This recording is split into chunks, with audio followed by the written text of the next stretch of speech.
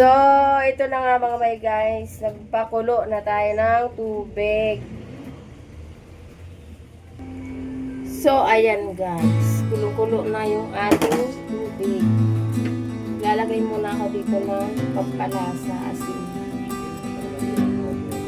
Asin lang yan guys. Lalagay natin yung ating sibuyas mga may guys. And then, takpan muna natin mga may guys. Siyempre mga may guys, unahin natin ilagay yung tangkay ng ating pecho. Takpan ulit. At siyempre, ilagay na natin ang ating isda bago pa ito magulo. Wow!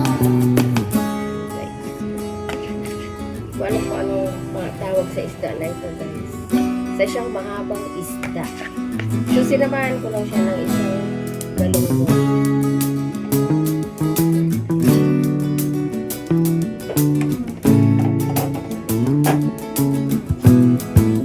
So, takpan.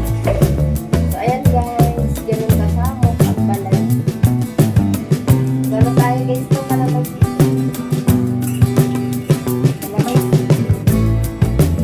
Kasi kalamansi yung ilalagay natin. Ito lang yung mga lamas ko guys. Kalamansi. Ayan. Sabi ko ito lang yung lamas ko. Sibuyas, kalamansi. Kailangan natin mag-diet. Diet. Eh, kita dito nga.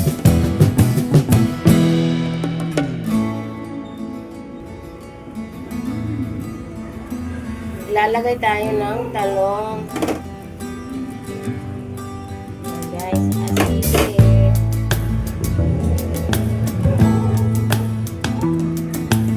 Talong, sili. Ayan, my guys. Nakain ba kayo ng gandere, my guys? Tapos, ito mga my guys. Pechay. Maraming gulay. Kailangan natin ng gulay. Okay, magluto kayo dyan ha. Takpan mo na natin ito mga guys.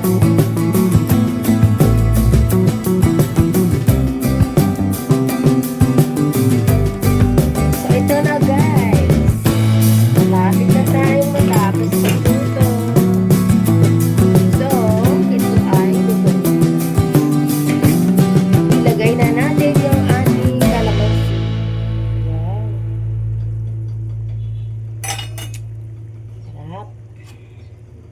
Takpan lang guys at okay na po yan. Luto na ang ating isdang balu.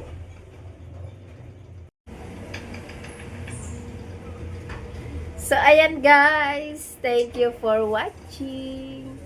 Thank you. Bye-bye.